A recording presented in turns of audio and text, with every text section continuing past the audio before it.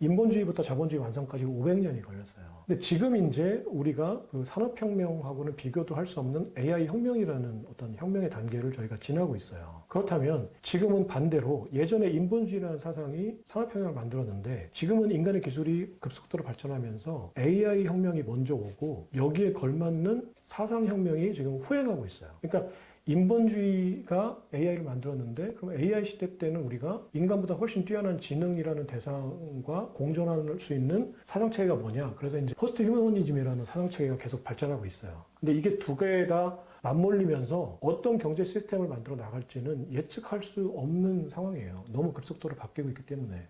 500년간 이루어졌던 그 변화가 불과 지금 수십 년 만에 또는 뭐 몇 년 만에 앞으로 진행이 되거든요. 그러면 이 급격한 변화라는 거는 변동성이에요. 아까도 얘기했지만 변동성은 공포고 불확실성이기 때문에 그 변동성이라는 공포, 불확실성이라는 공포를 해칭해주는 상품으로 누군가는 돈을 벌 거예요. 여기에 투자하는 거거든요. 그리고 이 변동성에서 이제 순행할 수 있는 종목들을 찾아서 투자하는 거죠. 그러면 이런 급격한 변화, AI라는 산업혁명, 그리고 그거에 맞는 포스트 휴머니즘이라는 사상혁명, 그리고 그거에 맞는 경제 시스템이 구축돼가는 과정, 여기에는 가장 중요한 게 전기라는 원자재, 그리고 그 전기라는 어떤 그 밸류체인을 독점하려고 하는 어떤 존재들, 그리고 그 존재와 전기라는 대상이 만들어가는 경제 시스템, AI, 휴머노이드, 전력 공급망, 그리고 거기에 맞는 전기의 달러라는 화폐, 그리고 이것들이 합쳐지면서 만들어가는 어떤 경제 시스템을 예측해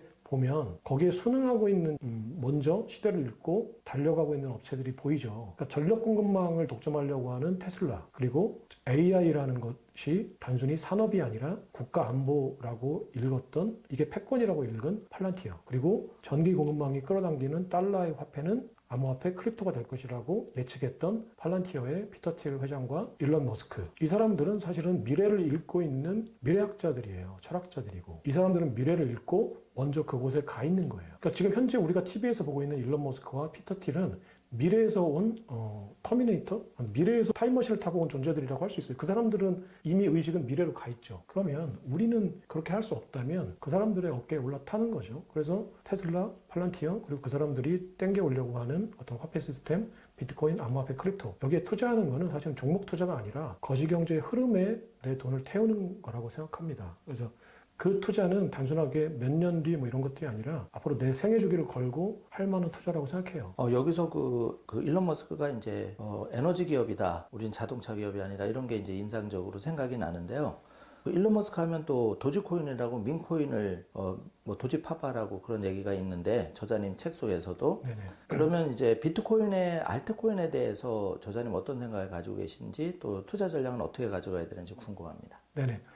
일단 지금 그 일론 머스크가 밈코인의 어떤 그 아이콘처럼 이제 회자가 되고 있고, 그렇기 때문에 또 도지코인이라는 그 코인 때문에 이제 알트코인에 대해서 여쭤보신 거라면, 일단 일론 머스크의 생각은 우리가 생각하는 거와 완전 다르다라는 말씀을 일단 드리고 싶고요.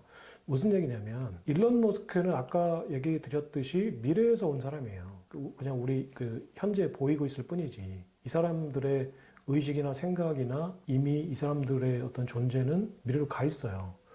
그럼 이 사람들이 그리는 미래에서는 화폐라는 게 뭘까라고 한번 생각을 해보셔야 돼요. 그러니까 우리가 지금 직관적으로 생각하는 화폐는 그냥 내 지갑 속에 있는 종이 돈이고, 아니면 내가 현금을 요새는 안 쓰니까 그냥 그 온라인으로 계좌 리체를 해서 결제를 하는 뭔가가 화폐겠죠.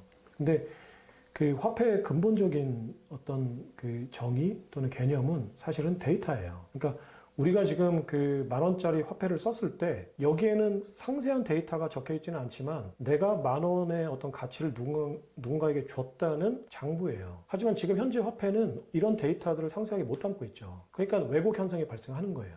누군가는 이 화폐를 유통시키면서 이 데이터의 왜곡에 의한 이득을 누군가 가져가는 거예요. 그러니까 이 데이터가 완벽하고 100% 거래를 담아낸다면 이런 왜곡들이 생길 수가 없죠. 하지만 지금 화폐는 많은 데이터를 상실한 화폐예요. 그러니까 왜곡들이 생기고 누군가는 거기서 이익을 착취해 가니까, 그렇다면 이 화폐를 주고받는 사람들 사이에 누군가가 이 화폐의 가치를 가져가는 게 존재가 있다는 거죠. 그렇다면 주고받는 사람 누군가는 내가 받아야 될 거를 다 못 받고 있다는 거예요. 이게 이제 뭐냐면은 뭐 얘기가 좀 길어질 수도 있는데 중요한 얘기라서 한번 해볼게요. 그러니까 우리가 경제 어떤 사조에서 굉장히 중요한 우리 경제에 영향을 미친 어떤 누군가 사상가 또 철학가 경제학자를 한번 꼽아보라고 하면 빠지지 않는 게 애덤 스미스하고 칼 막스일 거예요. 애덤 스미스하고 칼 막스가 공통적으로 사실은 국보론이라는 책과 자본론이라는 책에서 사실은 공통적인 질문을 한 거예요. 국보론에서는 왜 왕실만 부자가 될까? 국가만 부자가 될까? 라는 질문을 한 거예요. 그리고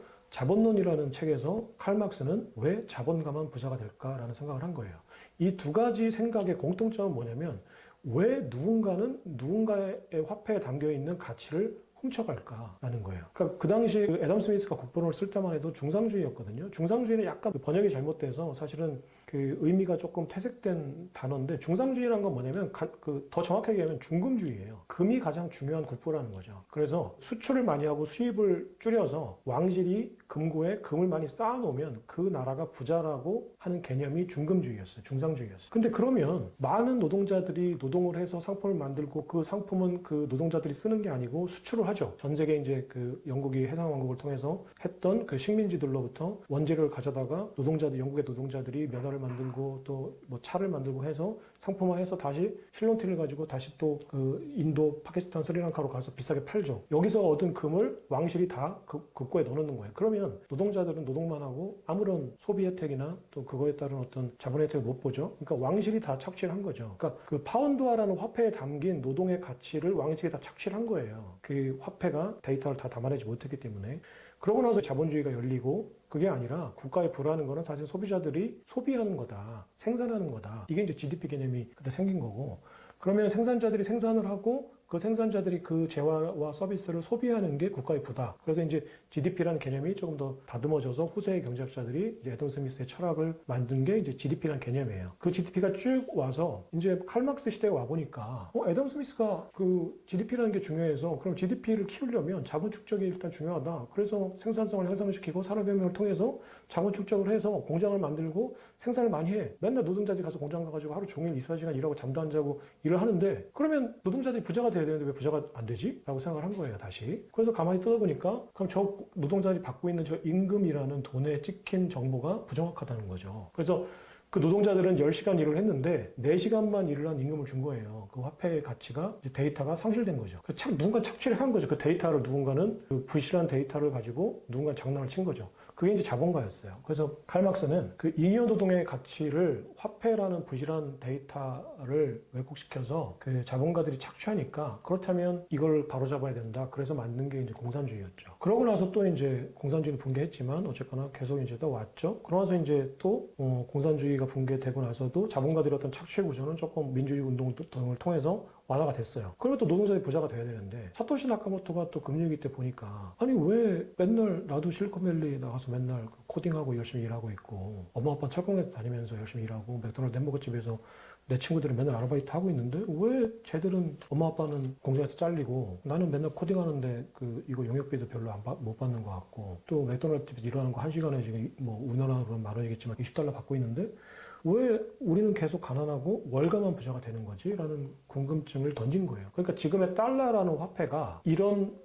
제조업이라는 노동자들의 노동의 가치라는 데이터를 잘 못 담고 있는 거죠. 그래서 그게 결국은 달러로 화폐가 발행량이 늘어날수록 지금 우리나라도 마찬가지잖아요. 똘똘한 아파트 한 채에 돈이 몰리니까 화폐가 많이 발행되면 인플레이션을 해칭하는 방법으로 내가 똘똘한 자산을 이제 사게 되는데 그 똘똘한 자산은 시간이 갈수록 독점하게 돼 있죠. 왜냐면 가장 똘똘한 거 하나를 사면 되니까 굳이 내가 2등 똘똘한 걸 살 필요가 없잖아요. 그래서 어떤 특정한 자산에 화폐가 많이 찍히면은 인플레이션 해칭하는 방법으로 쏠려요. 그러니까 월가가 달러라는 자산을 엄청나게 발행을 하니까 결국은 똘똘한 자산을 찾아서 화폐가 움직이는 거죠. 그럼 이건 무슨 얘기냐면 결국은 노동력을 투입해서 월급을 받는 화폐 소득으로 먹고 사는 사람들은 항상 가난해진다는 얘기예요. 그러니까 이 중간에서 이 데이터가 많은 대중들에게 알려지지 않으니까 월가가 그 데이터를 감추고 돈을 착취해간 거죠. 이걸 바로잡겠다는 게 이제 비트코인이고 암호화폐인 거죠. 디플레이션 화폐인 거죠. 근데 일론 머스크는 이 데이터 자체가 화폐라는 화폐의 어떤 속성, 가장 근본적인 속성을 읽었어요. 꿰뚫어 봤어요. 근데 그동안은 노동력이라는 게 원자재였거든요. 그러니까 농업이나 그 2차 산업까지는 그 노동력이라는 게 근본적인 어떤 가장 기본적인 원자재죠. 그러니까 그 원자재에 대한 데이터를 담은 게 결국 노동 데이터를 담은 게 화폐였는데 지금은 노동이 기본적인 원자재가 아니에요. 지금은. 그러면 노동 이외에 석유, 앞으로는 전기라는 노동력보다 훨씬 더 비용을 많이 치러야 되는 기본적인 원자재들에 대한 데이터라고 일론 머스크는 생각한 거예요. 그러면은 석유, 석탄이 친환경 에너지를 바뀌고 그 에너지가 전기가 됐을 때 일론 머스크가 생각하는 화폐라는 거는 전기라는 원자재를 배분해주는 데이터 플랫폼인 거예요. 화폐라는 건. 그러면은 이 화폐는 달러라는 형태를 가지고 있건 디지털 코드로 됐건 아니면 조개 껍데기로 거래를 하건 중요하지 않은 거예요. 형태는 중요하지 않죠. 물성은.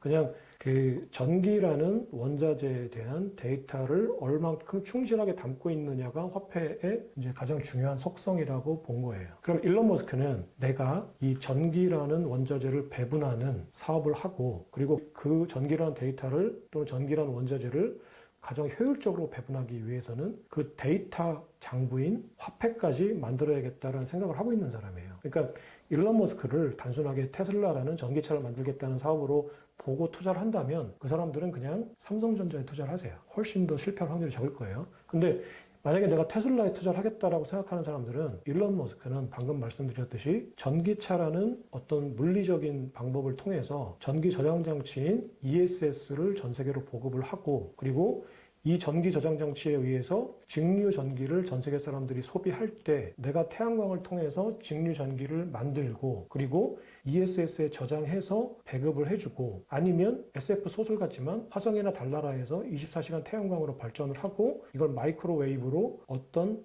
허브에 전기를 쏴줘서 그 허브에서 이제 구체적으로 ESS를 통해서 전 세계에 디스트리뷰션을 하겠다라는 생각을 갖고 있는 사람이에요. 그리고 실제로 MIT 공대나 뭐 캘리포니아 공대에서 마이크로웨이브로 전기를 무선으로 송출하는 시스템까지 개발이 돼 있어요. 그렇다면 이 전기 공급망을 내가 독점했을 때 그러면 송금과 결제를 가장 효율적으로 할 수 있는 건 무엇일까를 고민했을 거예요. 그래서 일론 머스크는 그 스페이스X라는 저궤도 위성 사업을 해서 전 세계 사람들이 화폐 제도에 그 소외된 사람이 없는 거죠. 다 아우를 수 있는 거죠. 인터넷은 어디나 갈 수 있으니까.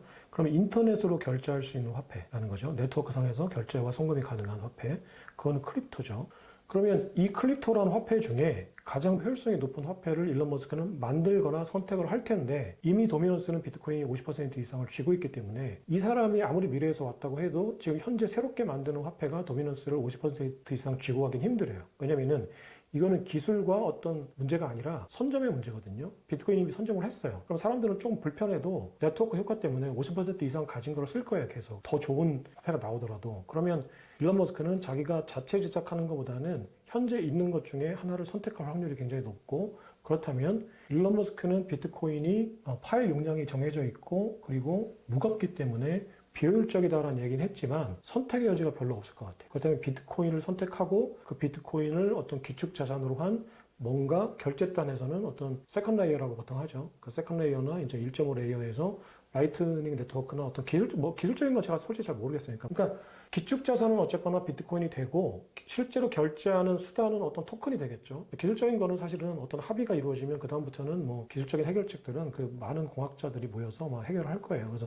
그렇다면 이런 화폐 시스템을 만들고 싶은 거예요. 네. 이런 화폐 시스템이 만들어졌을 때 그러면 이 사람이 바라보고 있는 화폐가 그럼 과연 도지코인이냐 아니면 도지코인 같은 밈코인이냐 그거는 장난치고 있는 거예요. 일론 머스크는 약간의 화법이 자기 생각을 직설적으로 얘기 안 해요. 트럼프도 그렇게 보이지만 사실 그렇지 않아요. 자기가 생각하고 있는 알맹이는 딱 감춰두고 그 주변에 있는 다른 얘기를 던지고 사람들의 반응을 보는 거죠. 그리고 약간의 그 사이코패스처럼 즐길 수도 있을 것 같아요. 그걸 바라보면서 내 말 한마디에 사람들이 이렇게 움직이는구나. 약간의 과학자들이죠. 그 세디스트들이죠. 그러니까 다른 사람들이 자기 말이 움직이는 걸 보고 약간 과학적인 어떤 쾌감을 느낄 수 있을 것 같아요. 그러니까 나쁜 놈들이에요, 사실은. 근데 그 사람들이 그렇게 생각하건 말건 어쨌거나 우리한테 중요한 거는 그 사람들의 머릿속에 밈코인은 없다. 단순하게 그냥 트럼프는 지금 단순하게 유행을 쫓아서 돈을 벌자는 거고 그 일론 머스크는 밈코인을 그 미끼로 던져두고 자기는 지금 다른 생각을 하고 있는 사람이에요. 그러니까 또 이제 이제 알트코인을 말씀드리면 알트코인 투자도 좋아요. 근데 알트코인은 테마가 각각 다르고 운영자들이 있기 때문에 그 운영자들이 있다는 리스크가 어떻게 해칭해야 될지 그리고 그 테마가 뭔지를 공부를 많이 하셔야 돼요. 근데 그 어떤 암호화폐를 공부할 때 도미넌스가 가장 높은 비트코인을 먼저 공부하시고 그래도 시간이 남으면 어려운 말로 하면 행위 여력이거든. 그러니까 내가 뭔가를 하고 또 시간이 남거든. 그때 알트코인을 하세요. 근데 지금 인간의 머리로는 비트코인 공부하기도 벅차요. 근데 내가 비트코인 공부하는데 내가 알트코인을 공부하겠다는 거는 그냥 비트코인은 이미 선점이 된 것 같고 알트코인은 뭔가 변동성이 심하니까 내가 운이 좋아서 돈을 벌 거라고 생각하시는데 그거는 자기가 전생에 나라를 구했다는 확신이 들지 않으면 하지 마세요. 그러니까 내가 그렇게 럭키할 거라고 생각하는 거는 투자 시장에서는 실패로 가는 지름길이에요. 내가 투자를 할 때 가장 기본적인 생각은 나는 가장 멍청한 투자 플레이어고 그리고 그 투자판에 들어갔을 때 나는 가장 운이 없는 나한테는 전혀 행운은 일도 없는 사람이라고 생각하고 플레이를 하시는 게 가장 안전하고 좋아요. 네. 그래서 저자님 말씀을 듣고 보니까 머스크가 트윗을 많이 하고 이렇게 커뮤니케이션을 많이 하지 않나 이렇게 보여집니다.